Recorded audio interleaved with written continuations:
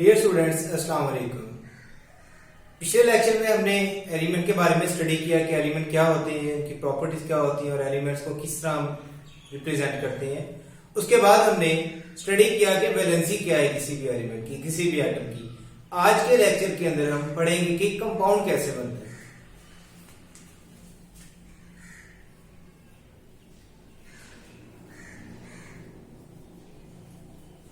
Compound बनाने के लिए लाजमी है कि दो या दो से ज्यादा एलिमेंट्स के एटम्स, दो या दो से ज्यादा एलिमेंट्स के एटम्स को केमिकली एक फिक्स रेशियो के साथ मिक्स किया जाए। जिस तरह एग्जांपल लेते हैं हमारे पास कार्बन डाइऑक्साइड,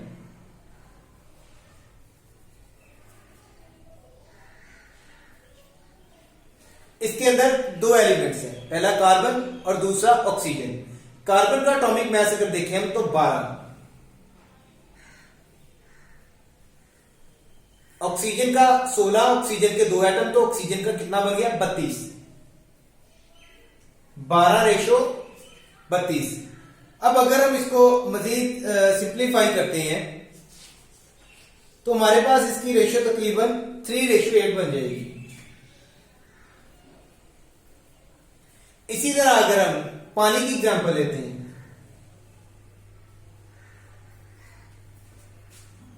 हाइड्रोजन का एटॉमिक मास 1, दो हाइड्रोजन का 2 होगा, 2 ऑक्सीजन का 16। तो वाटर की, हाइड्रोजन और ऑक्सीजन की मास बाई मास रेशियो जो होगी हमारे पास 1:8 होगी।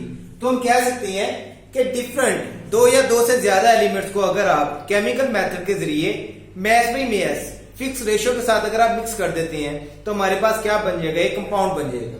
इस कंपाउंड के अंदर आप देखेंगे किसी भी एक कंपाउंड के अंदर जो एलिमेंट्स मौजूद हैं, जैसे कार्बन डाइऑक्साइड के अंदर कार्बन और ऑक्सीजन मौजूद थे। अब इसमें कार्बन की जो अपनी प्रॉपर्टीज थी, ऑक्सीजन की जो अपनी प्रॉपर्टीज थी, ये दोनों लूज कर चुकी हैं। ना ऑक्सीजन की अपनी प्रॉपर्टीज है, ना कार्बन की अपनी प्रॉपर्टीज है। अब अगर प्रॉपर्टीज शो होंगी तो वो कंबाइंड तौर पे कार्बन डाइऑक्साइड की प्रॉपर्टीज शो होंगी। ठीक है। अब दूसरी चीज हमारे पास वाटर है। ठीक, वाटर के अंदर हमारे पास क्या चीज है, H2O, hydrogen and oxygen. Hydrogen ने अपनी प्रॉपर्टीज लूज कर दी, ऑक्सीजन ने अपनी प्रॉपर्टीज लूज कर दी। दोनों ने जब अपनी प्रॉपर्टीज लूज करके पानी बनाया तो प्रॉपर्टीज हमारे पास किस चीज की है, वाटर की है। इसी तरह हम एक एग्जांपल और लेते हैं, कार्बन मोनोऑक्साइड CO। इसके अंदर भी कार्बन और ऑक्सीजन है, कार्बन का 12 और ऑक्सीजन 16। तो इसकी रेशियो हमारे पास तकरीबन बन जाएगी 3:4। तो अब देखिए इसके अंदर भी कार्बन और ऑक्सीजन है, इसके अंदर भी कार्बन और ऑक्सीजन है। ये एक अलग कंपाउंड है, ये एक अलग कंपाउंड है, क्योंकि इसके अंदर mass by mass ratio different है, इसके अंदर mass by mass ratio different है। हाइड्रोजन और ऑक्सीजन की एग्जांपल हमने वाटर में ली, इसकी एक और एग्जांपल ले लेते हैं हम, हाइड्रोजन पेरोक्साइड।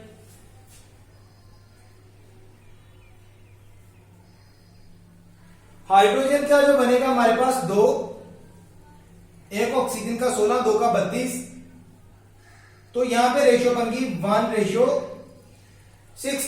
अब यहां पर भी हमारे पास हाइड्रोजन और ऑक्सीजन है, यहां पर भी हाइड्रोजन और ऑक्सीजन है। ये हमारे पास वाटर बना था, ये हमारे पास हाइड्रोजन पेरोक्साइड बनी है। ठीक है। तो दोनों में हाइड्रोजन और ऑक्सीजन है, लेकिन दोनों की प्रॉपर्टीज अलग-अलग है। क्यों? क्योंकि दोनों के अंदर हाइड्रोजन और ऑक्सीजन जो है वो अलग-अलग मास बाई मास रेशियो के अंदर मिक्स किए हमने। अगली बात, किसी भी कंपाउंड के जो कॉन्स्टिट्यूएंट है, इससे इसके जो कंपोनेंट्स है, इसके अंदर जो इसके एलिमेंट्स इन्वॉल्व हैं, इसको बनाने वाले इसके जो कंपोनेंट्स हैं, ठीक है, उनको अगर आपने सेपरेट करना हो तो आम फिजिकल मेथड के जरिए आप उनको सेपरेट नहीं कर सकते। इनको सेपरेट करने के लिए लाजमी है कि आप कोई मखसूस तरह का केमिकल मेथड को आप अगर करें। ठीक है। तो यहां पे हमने पहली बात की कि कंपाउंड क्या होता है। Compound is a substance made by 2 or more elements chemically combined together by a fixed mass to mass ratio। Fix mass to mass ratio होगी उसकी और वो केमिकली कंबाइन होंगे। ठीक है। दूसरी बात, जब कोई कंपाउंड बनता है एलिमेंट्स अपनी प्रॉपर्टीज लूज कर देते हैं, अपनी प्रॉपर्टीज को खो देते हैं, और अब जो प्रॉपर्टीज होती है वो बनने वाले कंपाउंड की होती है। इधर मैंने एग्जांपल दी carbon monoxide, carbon dioxide, water की और हाइड्रोजन पेरोक्साइड की। अच्छा, उसके बाद अगली बात हमने क्या सीखी, तीसरा पॉइंट आज के लेक्चर का, कि जब भी हम किसी भी कंपाउंड के जो कॉन्स्टिट्यूएंट्स है, इसके जो कंपोनेंट्स है, उनको सेपरेट करना है तो हम फिजिकल मेथड से इनको सेपरेट नहीं कर सकते, इनके लिए स्पेसिफिक केमिकल मेथड हमें लॉन्च करना पड़ेगा। अब अगली बात हमारे पास है कि हमारे पास कंपाउंड्स की टाइप्स कौन कौन सी हैं, ठीक है। तो इसके अकॉर्डिंग डिफरेंट टाइप्स है हमारे पास। पहले हम लेते हैं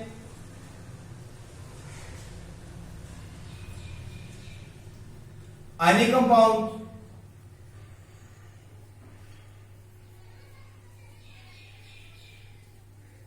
covalent compounds, coordinate covalent compounds,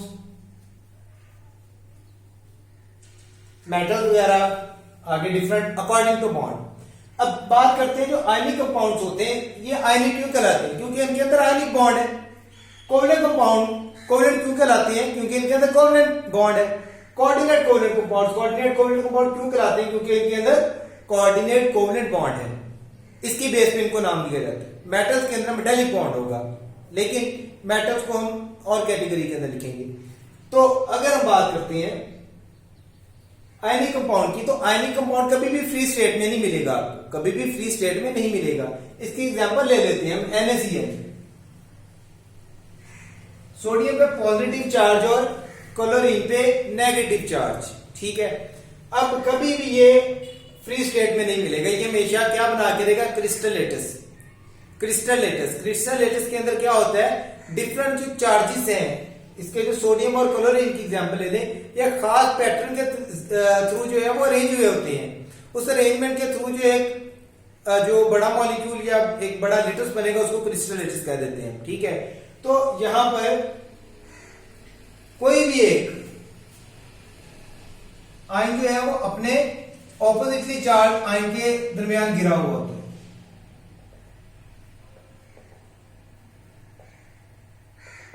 ये थी आयनिक कंपाउंड। उसके बाद हमारे पास कोवलेंट कंपाउंड है, ठीक है।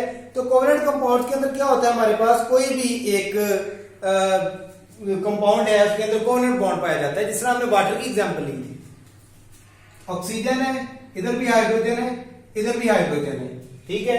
तो ये दोनों हाइड्रोजन थ्रू कोवलेंट कंपाउंड जो है वो ऑक्सीजन के साथ जुड़े हुए, थ्रू कोवलेंट कंपाउंड जुड़े हुए हैं। कोऑर्डिनेट कोवलेंट कंपाउंड का भी नाम मैं आपको बता रहा हूं, आगे बॉन्डिंग वाले चैप्टर के अंदर जाके इसकी डिटेल पढ़ेंगे, ठीक है।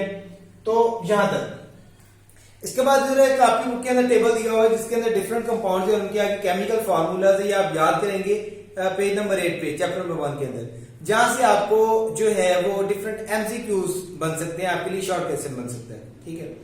तो इसके बाद एक आगे छोटा सी और टॉपिक है कंपाउंड से आगे, वो चीज मिक्सचर है हमारे पास।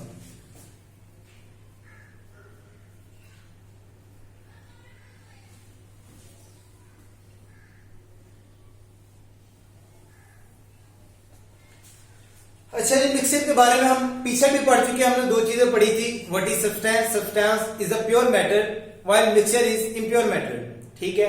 तो हमने मिक्सचर और सब्सटेंस के बारे में पढ़ा था। तो यहां पे मिक्सचर को थोड़ा डिटेल में पढ़ लेते हैं, कंपाउंड और मिक्सचर का कंपैरिजन बना लेते हैं।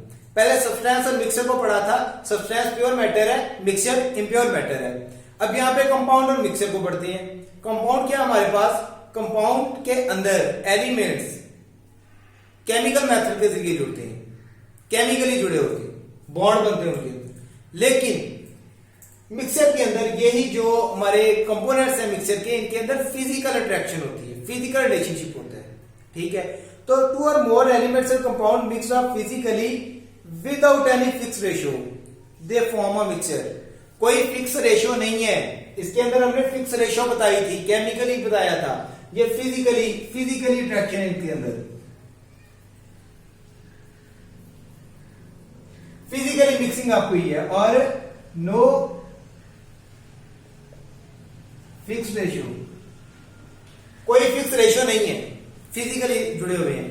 अब इसकी एग्जांपल लेते हैं जी, पानी के अंदर आप चीनी डाल दें, ये जो एयर है हमारा डिफरेंट गैसेस का एक मिक्सचर है, ठीक है।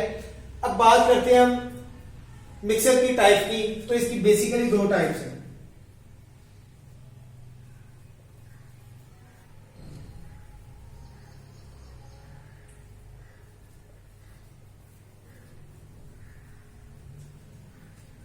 होमोजीनियस और हेट्रोजीनियस मिक्सचर। तो mixture that have uniform composition throughout are called homogeneous. जिनके अंदर थ्रू आउट कंपोजिशन एक जैसी होती है। आपने दो गैसेस ली, इधर हाइड्रोजन ले ली, एक दूसरे कंटेनर के अंदर आपने हीलियम ले ली, दोनों को आपने मिक्स कर दिया। अब जो नया मिक्सचर बना है उसमें आप जहां पर भी देखेंगे हाइड्रोजन और हीलियम, उनकी रेशियो फिक्स होगी, उनकी रेशियो फिक्स होगी। तो ये मिक्सचर क्या बनेगा, एक होमोजीनियस मिक्सचर बनेगा, क्योंकि थ्रू आउट द कंटेनर उसकी जो रेशियो है वो इक्वल है, कंपोजिशन इक्वल है। अब क्या करते हैं, कमरे के अंदर एक परफ्यूम को स्प्रे कर देते हैं, उसके मोलेक्यूल्स जो हैं सारे कमरे के अंदर स्प्रेड करते हैं। अब कमरे के अंदर वो और गैसेस भी थी, उसकी खुशबू के जो मॉलिक्यूल्स थे वो भी स्प्रेड हो गए। कुछ देर के बाद सारे कमरे में कंपोजिशन एक जैसी होगी, हर जगह से एक जैसी खुशबू आएगी। तो ये क्या है, होमोजेनियस मिक्सचर है। दूसरी टाइप है heterogeneous mixture. These are the mixture which don't have uniform composition, throughout uniform composition नहीं होती। जिस तरह रॉक्स, कोई भी एक चट्टान है, उस चट्टान के अंदर आप क्या देखते हो जी, आप नॉर्दर्न एरियाज के अंदर जाते हो, कलर घाट चले गए, मरी चले गए, वहां पे आप कोई भी एक पत्थर उठाते हो, आप देखते हो जी वो मिट्टी का पहाड़ है, ठीक है, तो उसकी एक तरफ मिट्टी और तरह की है, दूसरी तरफ और तरह की, एक छोटे से पत्थर पे। तो होमोजेनियस मिक्सचर नहीं है, हेट्रोजीनियस है, ठीक है। तो इस तरह कंपोजिशन इनकी डिफरेंट होती है।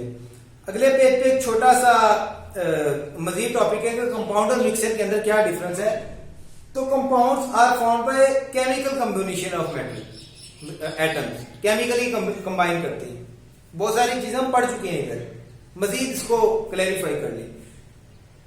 कंपाउंड केमिकल मेथड के जरिए बनते हैं, मिक्सचर जो है वो फिजिकल मेथड के जरिए बनते हैं।